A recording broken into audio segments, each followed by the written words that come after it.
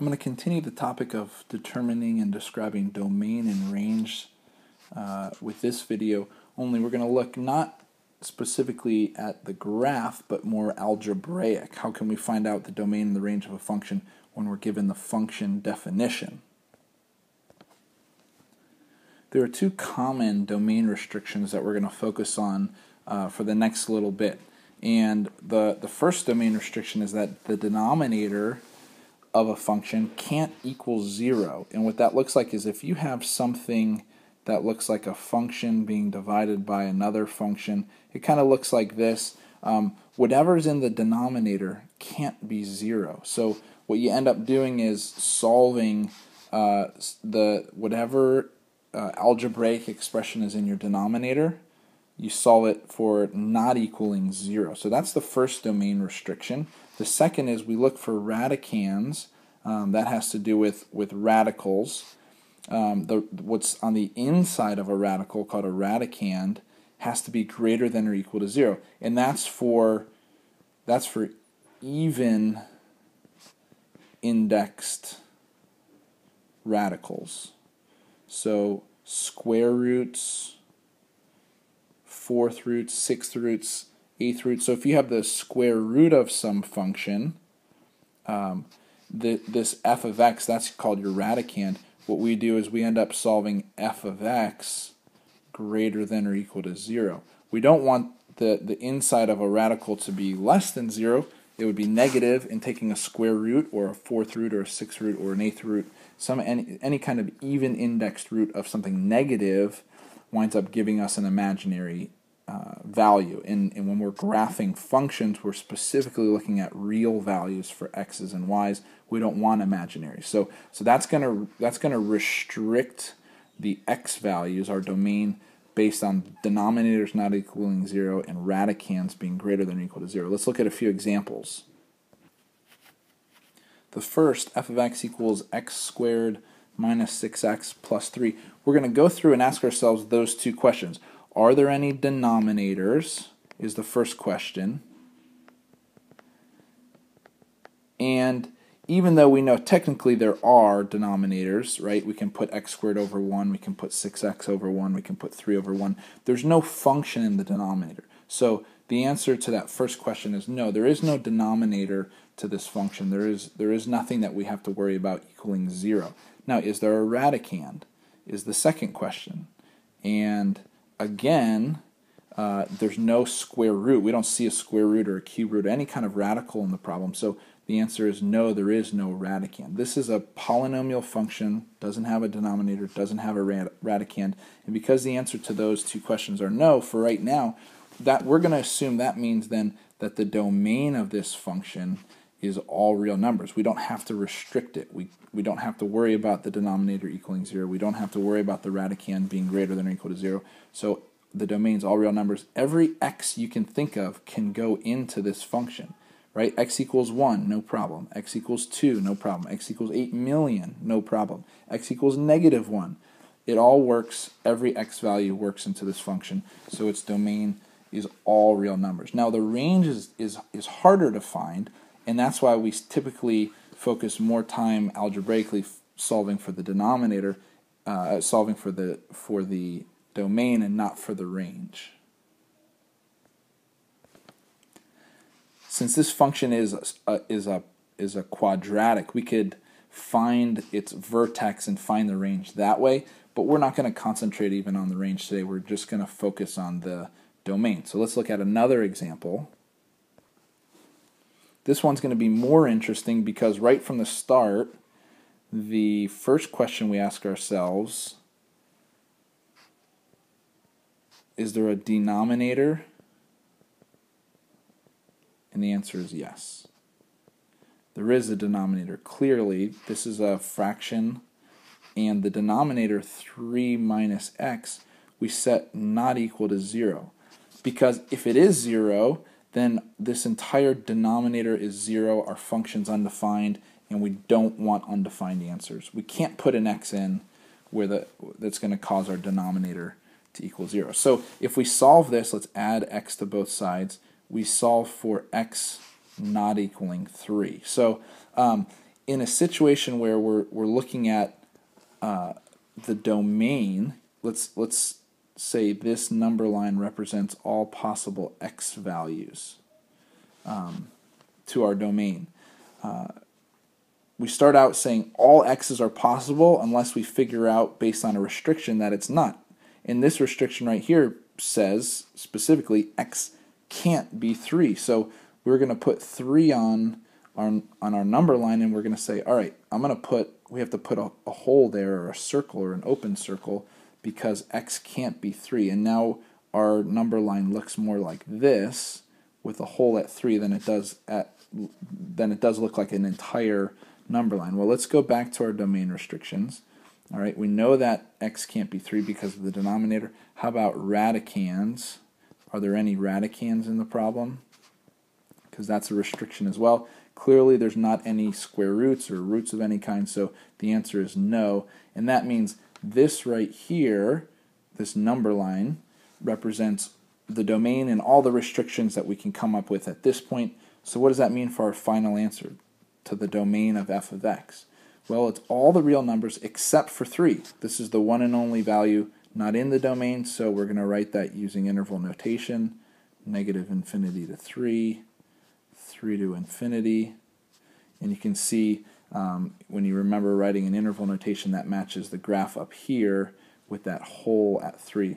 And we just found the domain of this function, f of x. Making the connection with finding domain graphically, we just did this example and said its domain included everything but 3. And if you analyze the graph here to the right, which is the graph of this function, you'll see that this portion of our graph covers all the x values, but as it goes up like this, it's getting closer and closer and closer to this sort of imaginary dotted line here at x equals 3, and it doesn't ever quite make it to x equals 3. And this portion of the graph is getting closer and closer on the other side to this x equals 3, this dotted line x equals 3, but it doesn't ever quite make it to x equals 3. So it covers all the x's after 3. This portion of the graph covers all the x's leading up to 3, but neither portion actually includes an x of 3, and that's why it's not included in our domain as we solved algebraically. Next example gets to be a little bit more complicated. Right away you know the answer to the question, is there a denominator? And the answer is, of course, there is. And we're going to solve this. Now it's a quadratic, x squared minus 4x minus 5, not equal to 0. Well, how do we solve quadratics equal to 0? We're going to solve quadratics not equal to 0 the same way. So what is that? Quadratic formula, solve by extracting square roots, solve by factoring. This looks like it can probably be factored, maybe x minus 5, x plus 1. So we're going to solve by factoring. What do you do to each factor once you're trying to solve? You're going to set each factor. We're used to setting it equal to 0. Now we're actually setting it not equal to 0. So x minus 5 not equal to 0, x plus 1 not equal to 0. That gives us two values for x not to equal. X doesn't equal 5. X doesn't equal negative 1. So if we go back to this number line illustration, so here's your number line for possible x values. We kind of begin with all of them until we figure out otherwise, and here are two situations where x can't be values. So x can't be negative 1, x can't be 5. So instead of the whole number line, we're putting restrictions on it, and now we've taken out negative 1, we've taken out 5, and this is what our new domain looks like after our first set of restrictions, the denominator restrictions. Now, again, we want to take a look at, is there a radicand to the problem? And this should be fairly obvious. If there isn't one. So there isn't. We've come up with all of our domain restrictions right here. So what does that mean for our domain? Our domain is going to look like starting at negative infinity all the way to negative 1. It's not included, so in interval notation, we use parentheses at -1. -1, after -1, the x values are included all the way to 5, but we don't want to include 5, so we stop our interval at 5 and start back up on the other side of 5 all the way to infinity, and here's your domain for this function. We haven't seen an example of a radicand yet, so here comes this example. We still want to ask ourselves the same question, so I'm going to ask the question first, is there a denominator? And as I said earlier, we know technically there is a denominator, but there's no function in the denominator, so it's not going to impact our domain.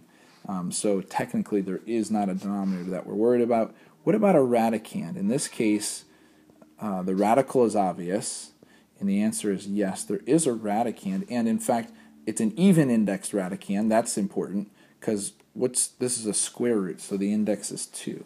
Well, what's the restriction then? If there is a radicand, the radicand, the thing on the inside, we don't have to worry about the square root, but what's on the inside has to be either 0 or positive, greater than or equal to 0. We don't want it to be negative because we don't want our function to have imaginary value. So we're going to solve this just like we normally do.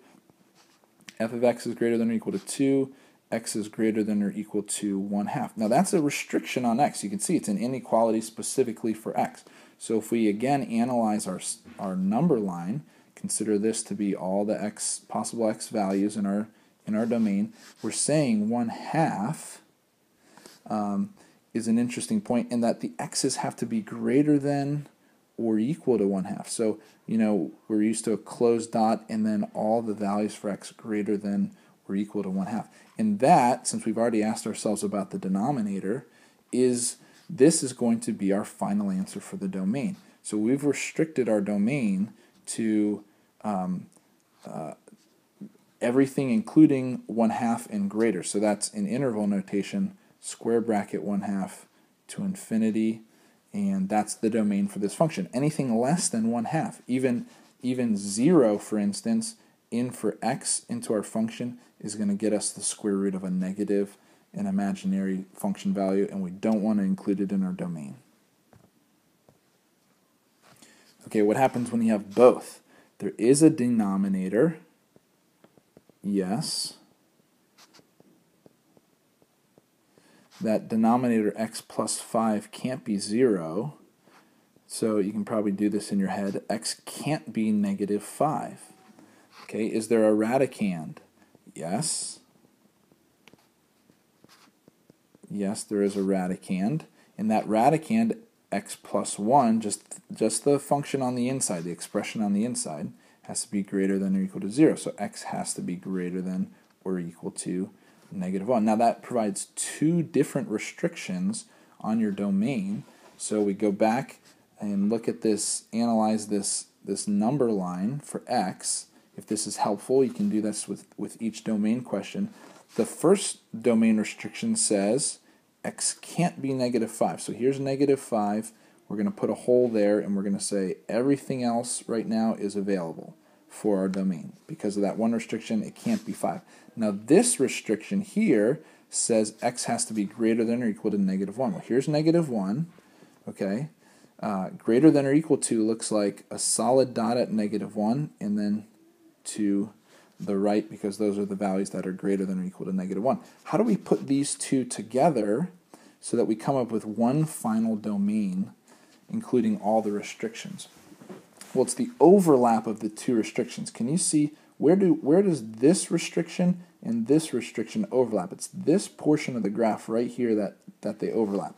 Anything outside of that is just this first restriction and not the second one. So the domain is going to be the overlap of the two restrictions. Well, that looks like square bracket -1 to infinity. Can you see if we restrict our domain just including -1 to infinity, that takes care of this restriction because that's actually exactly what the restriction says, but it also takes care of this restriction because we're not including -5. This takes care of both of them. Now, just for my honors classes, you'll see a few more examples that are a little bit more complicated in coming up with the algebraic domain of these functions. Now, why is it more complicated? You ask yourself, is there a denominator? And the answer is, again, no. At least not one that we're worried about because it doesn't have a function including x's in the denominator. But is there a radicand? Yes. Now, what makes this radicand more complicated than the previous radicands? Well, it's quadratic. So x squared minus 6x plus 8 has to be greater than or equal to 0. Now, one thing that students seem to always forget is how to solve a polynomial inequality. How do you solve a quadratic inequality? You don't just start factoring and setting the factors greater than or equal to 0. It requires the use of a sign chart. Remember that?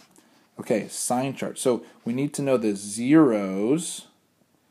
We need to know the zeros of the function. So x squared minus 6x plus 8 equals 0. Now we can factor x minus 4, x minus 2 equals 0, x equals 4, x equals 2. So here's our sign chart. Now, this sign chart, watch what happens when we create the sign chart.